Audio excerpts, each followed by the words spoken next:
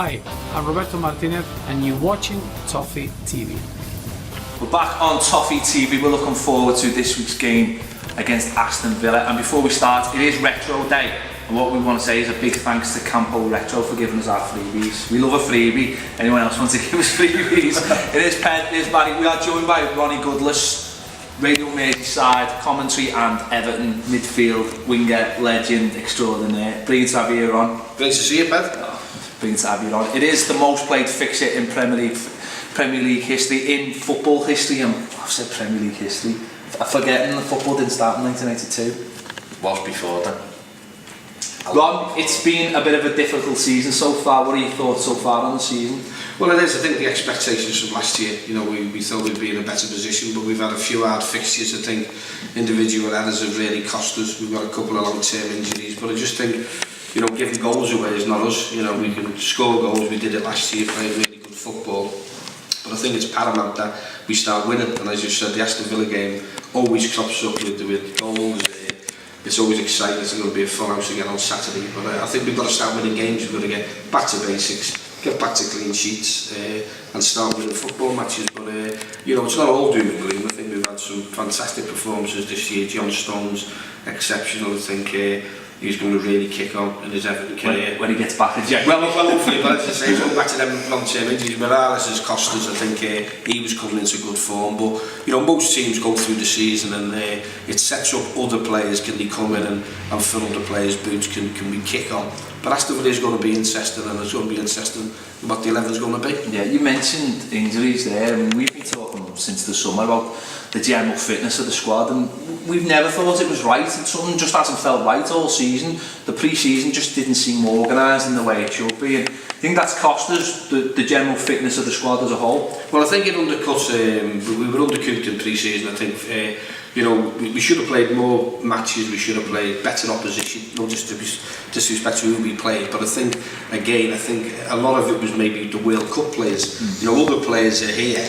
And going back again to previous season under David Moyes and us last year, that last 15 minutes, how many goals did we score?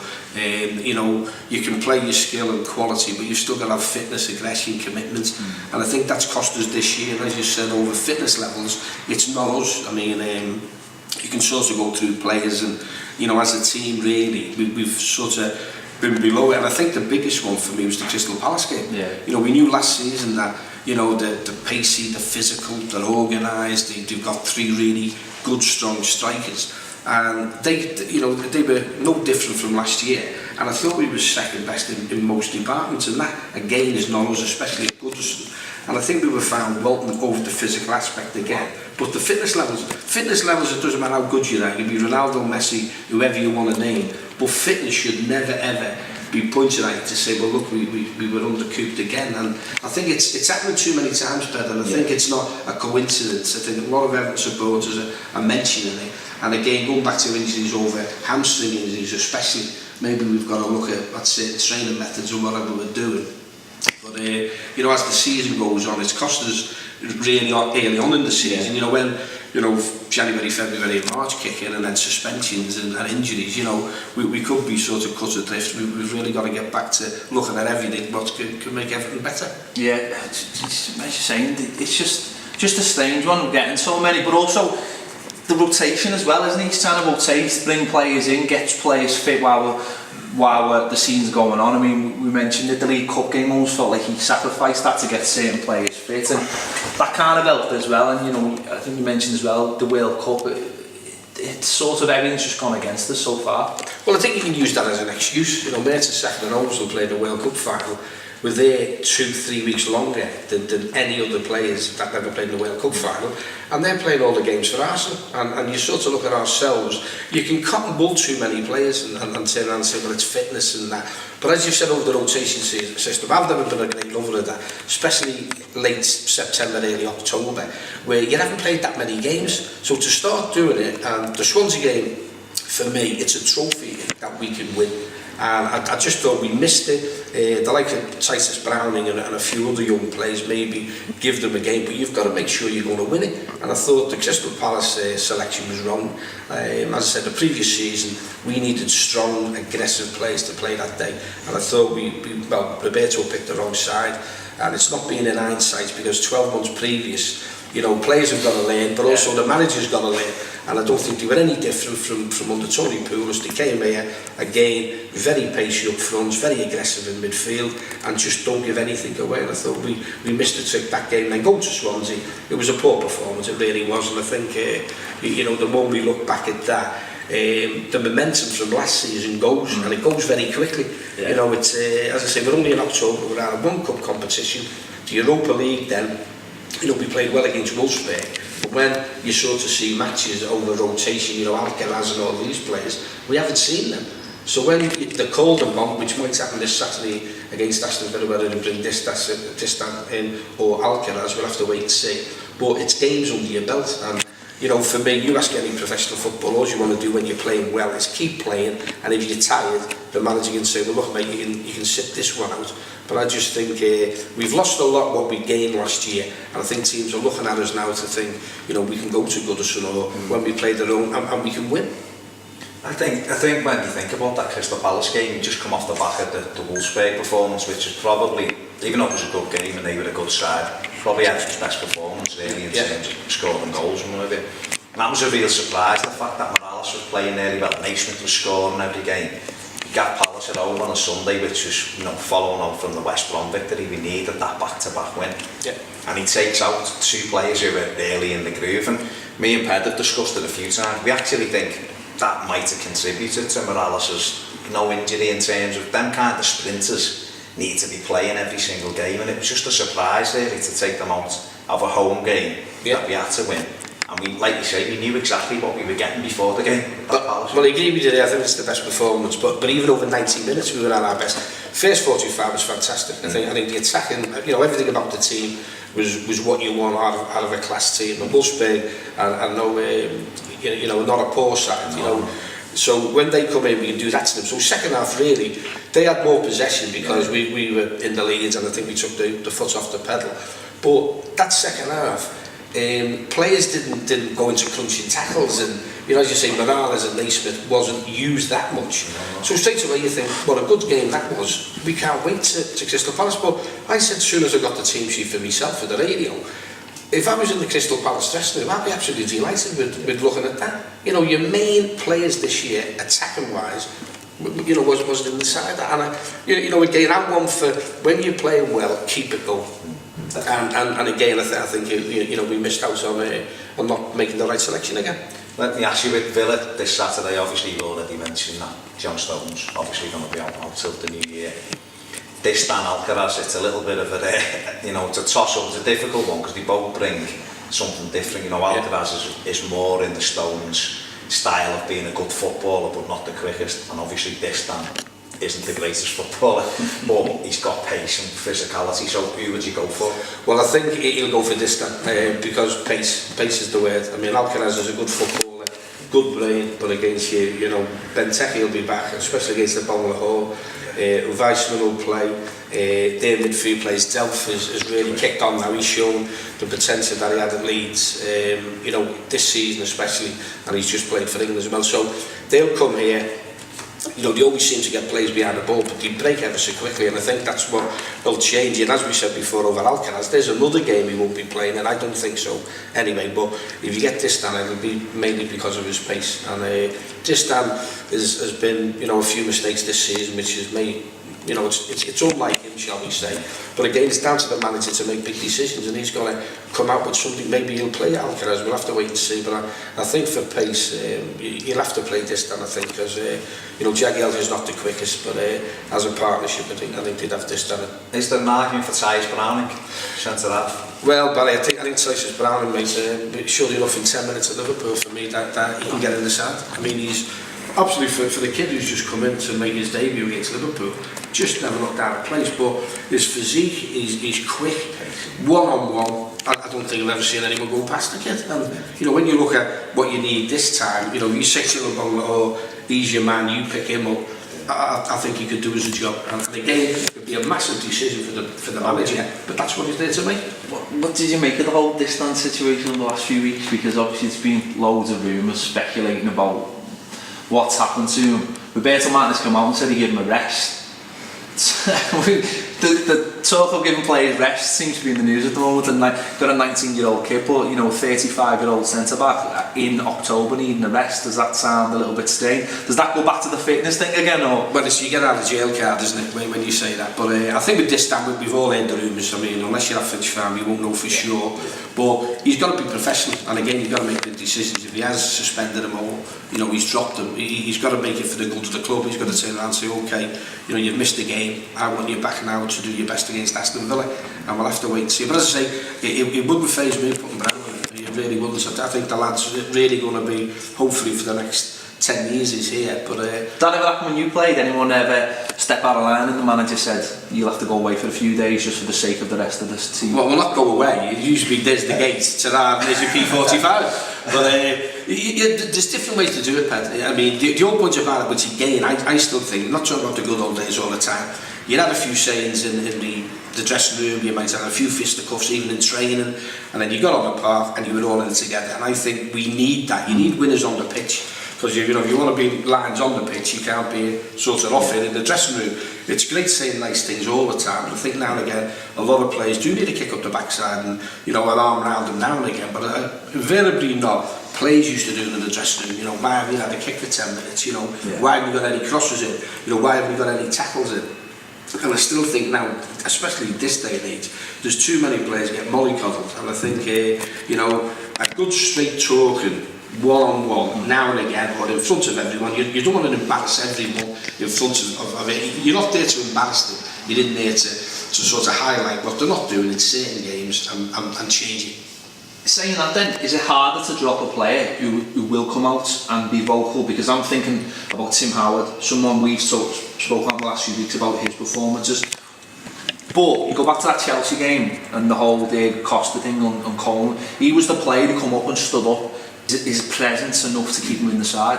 But as you said, if someone's having a bad time or there's something's going to happen, you want your players to all come over and be as one. You're in it together. That's why it's called a team game. It's not a golf game or tennis, unless you're playing in doubles. You're by yourself. It's a team game, so you want your mates, if you're having a nightmare one week, can he help you out? And then vice versa, if someone kicks off, to go in there. But again, it's going back to decisions. I've always said it, it doesn't make you a bad manager if you drop, for instance, Lukaku, you pay 28 million for him.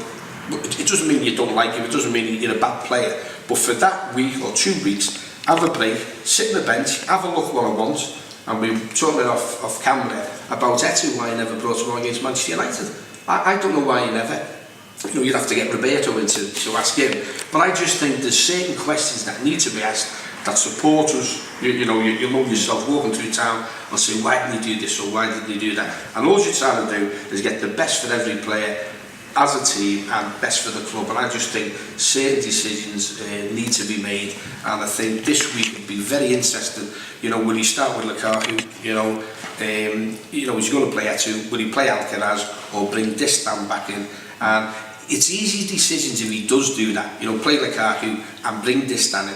I want to bring Brown in, and then if you think he's good enough, and that's what Roberto gets paid to do, is make big decisions for the club, not the easy one or what everyone wants to hear. He's got to make it for the benefits of Everton Football Club. It's difficult though, isn't it? Just at the moment, because we're going to this block of fixes now. We've got about another 5 till another international window, and they must win, aren't they? But at the same time, they're against teams that you expect to win, but we haven't got our first 11, so that for me is the major balance at the moment. Because for me, I'd drop Tim Howard, but that's not my job, so I can say that all I want. I can come on here, I can go on the radio, I can say that, but I'd drop him, no problem, because I think he's been costing us points. Yeah. But then if Joe Robles come in and drops a Haaland in his first game and it cost us 3 points, then everyone will turn around going, well, you should have left Tim Howard and you should have kept the experience in there. That's the job he's got to do. No, but it's similar, as you've said. How long do you wait? It's, just using Lukaku as an example. How long do you wait for him to score goals? And similar, how long do you want to wait for Tim Howard to keep clean sheets? If he keeps making them, it's down to, do you do it 3 games, do you do it 5 games? And then in that meantime, you can have a stormer. You know, Tim Howard, the Wolfsburg game, played really well. So does that keep him in the team for another 5 games? But if he's made mistakes in 3 out of the 5, or 2 out of the 5, that's when the manager's got to say, look, you're not doing it. And going back to Nobles, you know, he trains every week, similar with Alcaraz, similar with Distan. You know, you've got to make the best that's for Everton Football Club. And again, it's going back to big decisions. But I don't like sitting on the fence. I'd rather the manager come out and say, I've either dropped them, or, you know, we need to change it, because we're not keeping clean sheets, or we're not scoring goals. I think the thing with Howard is you're spot on when he had the World Cup performance, didn't he, against Belgium, and he was held up as the golden boy again, and he's getting on, you know. Not goalkeepers can play to work machine ads him out until the 40, he'll train, he's past it. But Man City done it last year with Joe Hart, didn't he? Who's allegedly the best, one of the best in the Premier League in Europe. They left him out for a few weeks, got him, give him a chance to settle everything down again and reassess everything, look at his position, come back in, and there's been a lot better since he got back in. Howard, for me, so far this season, there's been a lot of games I wouldn't say he's cost us, but Crystal Palace at home, penalty for me, there was no reason he couldn't charge, you know. The second goal was outrageous. Even United away last week, I still think he should have saved even his shot. It was the middle of the goal. Through with local players. You know, we see. But don't get Bill to the good. I thought he should have got the derby one as well. I mean, I actually said that on air. So it's not after watching it 300 times or matching a day. But they're the big ones. But you go to that Chelsea, what they're doing with Czech now. You know, you've got to turn around and say, well, this is the goalkeeper. He's not doing it. I'll get somebody else in. And similar with Chelsea, you know, you've got to turn up. You know, say it's Saturday, Sunday or Monday, whenever you play, and you don't really know you're going to play. But if you are Tim Howard, it's virtually, it doesn't matter how I play, I'm going to play. And similar with all your top clubs, your Chelsea's, or whoever you want to talk about, Man City, as you said, Joe Hart's a prime example. England's #1, played in World Cups, he drops them. And it's just like it takes you up the firing line, or gets you head round to say, I'm not a regular here. Now he's warning me here that if I want to stay, I've got to be consistent, and I've got to be right top notch. So my thoughts on Tim Howard the other night was, funny enough, is he stopped playing for America, hasn't he? So he's never had any competition at Everton, he's never had a goalkeeper challenge, you know, he still really hasn't got one. But I always thought playing for America kept him on his toes. Brad Guzon's playing for Villa now, funny enough. He was always pushing him, and now he's not playing for America, and I just wonder if that challenge of not playing for America anymore is just... But is that a sign of, you know, when you see players over the body, you know, I'm getting to an age now that I can't play international football. So that's a big question, and as you say, if you can do both, you think, you know, it keeps me on my toes. I love playing for America. But all of a sudden you take your eye off the ball and say, well, I'll concentrate on my Everton career. Then it starts going belly up. Might be times when you don't play that well for Everton, then you go away for the USA, play fantastic, and then you come back. And you know, it's not, I keep saying, you know, knocking certain players, but you're just trying to highlight where would you have been. You know, I think you've said over his kick for the Man United game, that should have been Rose Ed. And you know, you tell kids of 8, you know, if the ball's there, kick it in the stand and we'll regroup. But it's costing us in vital times, in vital games, where, you know, individual mistakes is costing us points. Yeah, because I mean, I think last season was a handful of times, but this season, it's as you say, it's costing us points, and it's getting to the point where a lot more people are noticing now, and we're not getting moaned at for people thinking we've got a problem with him. But as you've said, you've got to have an honesty, you know, with managers that have been in dressing rooms with a certain players, you've got to be a little bit, say, harder or softer with certain ones, and the arm round, and we don't know what goes on with Roberto, but again, if it keeps happening all the time, you've got to say enough's enough, and then change it. But as you're saying, you're the mouthpiece for supporters. And it's similar way. Don't say that, Ron. Don't say that. No, you'll have me shot. No, but it's something where you know you ask the questions that supporters. You know, similar when we do phone-ins. You know, you want a supporter to get on and say, you know, am I saying this all the time? And am I the only one? But when you get someone pick the phone up saying, I agree with what you've said, you know, you're trying to say to Roberto, well, if 35,000, 36,000 Evertonians are saying it week in and week out, what are you going to do about it? Well, that's it, isn't it? We're the ones who pay the money at the end. That's his role, that's his job. His job is to make tough decisions. And he's on a lot more money than you are, Ped. I'll guarantee that. Don't worry, man. Don't worry, man. He definitely is on more. As we mentioned, Villa this week, Decent start, because I thought in the summer they were going to be bombed. Sending us at the back. I mean, Ron Goodlass never struck me as much a defender, but he had a fantastic World Cup. Decent start. The last 3 games they've fallen away. Defeats to Arsenal, Chelsea and City, so they played all the big boys. But he went to Anfield, got a win, got that early goal. They're a team who likes to play in the counter-attack, and that's the worry for Saki, isn't it? That if we've got a couple of, if we've got this time coming back and it's a little bit unsettled and they can get an early goal, you can imagine the air's just going to go out of Goodison Park. But as you said there, I was similar to yourself. I thought they'd have a bit of a bad time. I was putting them in maybe the bottom 8 that to be a fight over. But they're similar with maybe certain teams with potential. Delph signed from Leeds, 3 or 4 years ago. He's come on the scene fantastic. Vlaar was the same. It's adapting to play. Because they've sort of had a look at the Premier League and adapted better. And as you said, over Zendros, not one of my favourite centre-halves, to be honest. I'll state that now, but I bet you there's a blinder if he plays on Saturday. But that's what you've got to look at. So their players have sort of come on. He's made a couple of signings, and all the players that you thought potentially were good players have shown that, especially this year, they are good players. And I think that's what you've got to look at. But Saturday, especially at Goodison, because they can soak a bit in, but it's the pace on the break. I mean, I think they're a bit more of a footballing side than Crystal Palace, but I think it's going to be a similar type of game. They've got good back four, I'll bite in midfield, Westwood, and you've got Delph, but it's the pace up front. Benteke will be back as well. I'm just having visions of that Bournemouth versus Tony. Well, you're saying over Brown, that's a massive design. I think Tony's done fantastic. Yeah, he has. Coach at Everton, I know his character, what a servant. He's played 3 games in a week though, and that's massive, for if you're 20. But I think that's what he's got to look at. But whether he thinks Brown can handle, an experienced player like a Bournemouth, I know he will physically, and but it's mentally, can he adapt? He always plays well against us as well, doesn't he? Always. Scored his first goal against us as well, always seems to have a good game. Well, Benteke's another one, Ped. I mean, he's frightens me to death. I mean, I thought when he come on the scene, he'd be gone, and I think that was on the horizon until he got a long-term injury, but he's back. And when you've got a centre forward like him who can hold the ball up, can get midfield players involved, they've got speed wide. I mean, they could be a handful, but again, we've got to look at ourselves to say they've got decent forwards, so let's put their back four under pressure. Let's play in their half instead of playing. But this is a game, isn't it, where you need your match winners to come up, and this is where Lukaku's got to come up trumps. He didn't start Belgium's game last week. Origi was interesting, obviously, because he's going to be a future Liverpool player, and it's going to be Benteke this week playing against him, so he's going to have to show up, isn't he? Because, as you said, the last few games, he just... Well, I keep saying over Lukaku, he never had a good World Cup. He wasn't used that much. He was poor in the first 2 games, got dropped, and came on a sub and scored the goal about 20 minutes to go. So he never, was used that much in the World Cup, where you come back and say he's absolutely tired, and, we've got to put Cottonwood around him and really bring him on slowly. Your focal points over any successful team, what's happening with Chelsea now with Costa, is your centre forward's got to be firing, because everything revolves around him. If you're giving the ball away and you're not holding the ball and winning free kicks, and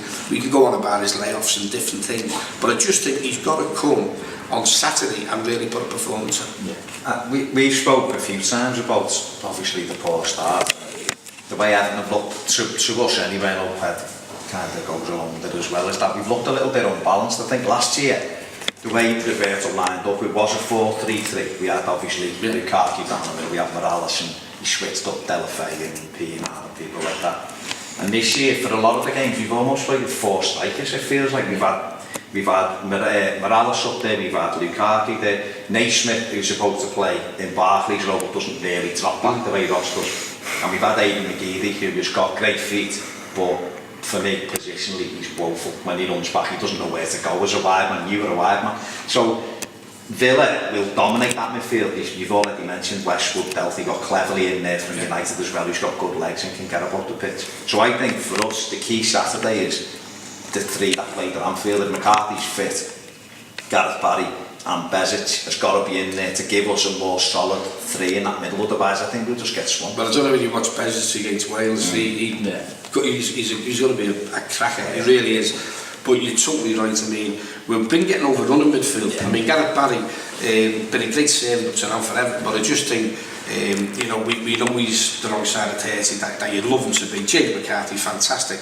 But if you drop Bezic in there, I think that's where we miss Morales.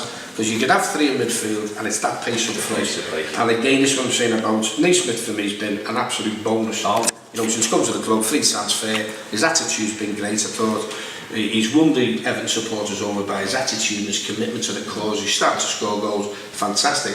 So this is where you've got to look at your other forwards, like Lukaku or Ped, whoever's, you know, in and around there. McGeady you just mentioned. I think his inconsistencies cost us. Yeah. I think, you know, if you look at him on his day, I mean, he scored a wonder goal for the Republic, and when he come back here, I thought to myself, this is where, like the touch paper, but it's again, he's back to inconsistencies, as you say, not the best defender. I thought the one against Liverpool when he knocked it inside him, I couldn't believe it. He's only been on 2 minutes, and you know, Liverpool could have scored. So it's this week, I just hope they've had a real good talking to and saying, look, we haven't been firing all at the same time. We've had good individual performances for certain games, but we haven't, as a team, fired for 90 minutes. I think Wolfsburg, as you mentioned before, has been the best we've played, but even that Wolfsburg second half started to get possession. But this week, you know, it's a bit like Crystal Palace. They're going to be no surprise, Aston Villa, and you're totally right. That's where it's going to be won and lost, is that midfield area. So Roberto, I'll certainly have to think about that. And again, maybe at the back, where Alcaraz, with his passing, might come in, and he might sit and say, well, look, we've got to get the ball by the horns here. We need someone who can pass the ball through midfield, or come out from the back and sort of put them on the back foot instead of what they're going to try and do to us. There is a chance Ross Barkley might be back as well, so that's going to be a bonus, isn't it? Even if he's just coming off the bench, it's going to lift everyone. We've missed him, Ped. I keep saying about the kid. I mean, you know, it's going out the game with midfield players and getting the ball with running players. And when you can do that for 20, 30 yards, straight away you're thinking, you know, if he gets hold of the ball, I'm going to be running 30 yards that way. So you've got Westwood, Delph, whoever it is got to think of that. When you've got McCarthy and Barry in there, you know, no disrespect to Gareth, you know, not the paciest. And then again, if Leon comes in and similar, you know, you need that injection of pace, someone to get the ball 20, 30, 40 yards and run. But last year as well, the three of them knew exactly what their jobs were, didn't they? You know, Gareth Barry sat in front of the back four, McCarthy was the legs running left to right, and Barkley went from back to front. Whereas this season, because as we were just saying, there's not had the balance, and until the derby, we didn't have three in there, and it's never. Well, it's a cliche word. It's like it makes you sound good, but balance is fit for any successful team. And as you said, last season was exactly, you know, that they can sit there, Ross could run, do what he wants to do, or even Morales, whoever. We can sit in there, we'll keep the back door shut, and I think that's why we've lost a bit, maybe clean sheet wise, is that the two of them. Because I still think James McCarthy can score goals. I've said this all year. You know, I mean, but when maybe we can get maybe different clientele, and maybe it'll change it a bit. But he's got a great engine, can do everything for me. But it's just that solidity with them two last season. We haven't got it this year, and as you said, it's going back to that weird balance, what we need. Because again, we're going to be sort of looked at on Saturday. Will it be the right, you know, balanced team to play against Villa? I think the thing with the Lukaku thing as well, he does link up really well with Barkley, and he's probably missed him nearly this year because they had that great little 1-2s and the thread and balls. And I think what we've really had as a problem with the club is that when Ross isn't there, there's no one like for like. You just spoke about Osman can come in and do certain jobs. We can replace Pienaar with McGeady, or Morales come on last year. Delphi who came in, Atsu's trying to find his feet. When Barkley's not there, there's no one like him, no one at all. And Morales is probably the closest thing you've got to him in terms of picking the ball up and running through, you know, through plays, but there's nobody else. But you need ability, you see. But I've always said in midfield, that's why you're a standout, when you've got pace and you can dribble. You know, you need a brain of Britain to say, well, if I go past someone, we're going to outnumber you. And it's always nice as back four players to take the pressure off. You say, give it to Ross and you run 30 yards. You know, we've got to do it Saturday. I think, as you know, I think we all know it's a sellout. But we've got to excite that crowd. I mean, I still think at Goodison, it doesn't matter that, you know, they always say about floodlights. You know, when this place is full, it's different class. And we've got to have that as a 12th man. You know, don't take half an hour at the back playing with the ball. You know, these stats again can lie. You know, people say stats don't lie, they do lie. And I'd rather be finishing with more goals in their net. That's the stat that I want to know. And that's all you need to know. But Saturday, you know that we've got to really impose ourselves. And again, not just certain players. As a team, we've got to really put them under pressure. When we've got the ball, outnumbered them, but when they've got the ball, we've got to get players behind it who's going to put tackles in. And again, you know, everyone has got to come with a performance on Saturday. One little side thing from the game this week, obviously Roy Keane, the assistant manager, obviously his book has come out this week, and he's actually said in his book that he had the chance to join Everton when he went to Celtic, and he wished he had signed. That would have been a great sign, wouldn't it? Well, I love Roy Keane, I really do. I'm, as you know, I'm not an Alan Kennedy who sits on the fence with splinters. I'll say it how it is. I'll tell you the quick story. I always listen to interviews after the game, and I'm privileged. I do the radio and obviously watch all the Everton games. And we battered them 7-1 here when he was Sunderland manager. Yeah. And I went upstairs and I thought he'll walk in here now with his angry head on, snarling at everyone. It'll all be yes, no, yes, no. So I waited for him, so he comes in, sits down, first question, how do you feel today? So he just went, not the best. He said, but this is a proper club. He said, this is what, and he went on for 5 minutes on about Everton. He said, the 7-1, they've treated me with respect. They've done, and I was sitting there, I think we nearly got a tear down behind there, but I looked at him and I thought, what an honest fella who's come out. He could have sent his assistant manager out, but he's fronted it. They've got absolutely, it could have been 10 or 12. Got mullered, and then at the end of that, he does the tour, and I thought to myself, you're a proper, not player. You know, you can be your manager, but you're a fella who the supporters I'd go to war with. And then, as you said about the book, I can't wait to read a bit. I've been reading excerpts from it, but I'm looking at that thinking, you know, rattle a few cages. And as you said, I think the only reason that he was a Celtic supporter as a kid, and we all know what it's like, you know, if you're a blue nose, you'd want to come back here. But what a miss he'd have been. And he could have been the catalyst. Again, going back into, you know, in the dressing room. You know, I don't think he'd come in and say, Ped, you're not playing very well today, mate. You know, he'd either have you up against there, you know, against the wall, but he'll say it how it is, and then you get out there, and you know, as I say, you need winners, don't you? If you want to win something, you need winners. That's why he's won things. And even now, when he used to do, you know, the analysing on the telly, he wouldn't sit in the fence, and he'd shock, you know, certain things. He thinks nobody's speaking as an ex-professional player and speaking how it is. Not the way, you know, you want to hear, how it is. Oh, might bring me 7-1 DVD for him to sign then on Saturday. Well, you'll test it if you do. But no, but that's what you want to hear, Ped. It's not only the sugar coat, you know, and say what you want to hear, or if you've got to rattle cages to get a win, you've got to do it. And he's the ideal manager. And again, I think he'll be back in management sooner rather than later. But I think the two, especially with the Republic, I think he's a great, you know, what Man O'Neill's done is to bring him on board, and then similar with Aston Villa now. So that's got me for here, because I think he'll be telling them, I've been here when we've been absolutely tonked 7-1, so I think it'll be down a few years. But he's good, I'll get the book. Good stuff, good stuff. Right, you have been watching Toffee TV as we've been looking forward to Everton versus Aston Villa. Don't forget to subscribe, there's a button just up there somewhere. Make sure you do that, and we'll see you next time on Toffee TV.